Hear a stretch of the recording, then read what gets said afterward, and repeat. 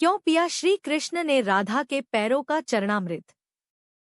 चरणामृत से संबंधित एक पौराणिक कथा काफी प्रसिद्ध है जो हमें श्री कृष्ण एवं राधा के अटूट प्रेम की याद दिलाती है।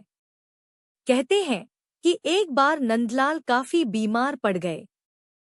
कोई दवा या जड़ी बूटी उन पर बेअसर साबित हो रही थी। तभी श्री कृष्ण ने स्वयं ही गोपियों से एक ऐसा उपाय करने को कहा जिसे सुन गोपियां दुविधा में पड़ गईं। दरअसल श्री कृष्ण ने गोपियों से उन्हें चरणामृत पिलाने को कहा। उनका मानना था कि उनके परम भक्त या फिर जो उनसे अति प्रेम करता है तथा उनकी चिंता करता है, यदि उसके पाँव को धोने के लिए इस्तेमाल हुए जल को वे ग्रहण कर लें तो वे निश्चित ही ठीक हो जाएंगे। लेकिन दूसरी ओर गोपियां और भी चिंता में पड़ गईं। श्री कृष्ण उन सभी गोपियों के लिए बेहद महत्वपूर्ण थे। वे सभी उनकी परम भक्त थी, लेकिन उन्हें इस उपाय के निष्फल होने की चिंता सता रही थी।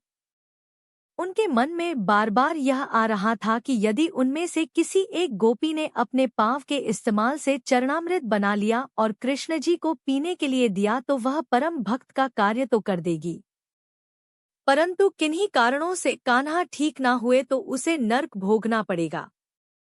अब सभी गोपियां व्याकुल होकर श्री कृष्ण की ओर ताक रही थी और किसी अन्य उपाय के बारे में सोच ही रही थी कि वहां कृष्ण की प्रिय राधा आ गई। अपने कृष्ण को इस हालत में देख के राधा के तो जैसे प्राण ही निकल गए हों।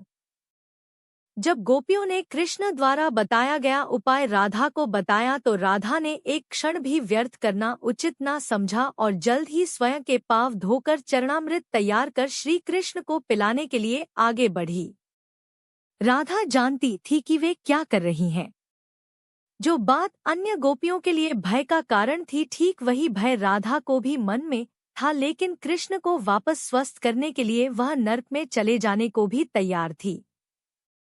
आखिरकार कान्हा ने चरणामृत ग्रहण किया और देखते ही देखते वे ठीक हो गए, क्योंकि वह राधा ही थी जिनके प्यार एवं सच्ची निष्ठा से कृष्ण जी तुरंत स्वस्थ हो गए। अपने कृष्ण को निरोग देखने के लिए राधा जी ने एक बार भी स्वयं के भविष्य की चिंता न की और वही किया जो उनका धर्म था। अगर आपको ये वीडियो अच्छी लगी हो तो कमेंट में जय श्री राम जरूर लिखें और मेरे चैनल को सब्सक्राइब करें। वीडियो के अंत तक बने रहने के लिए धन्यवाद।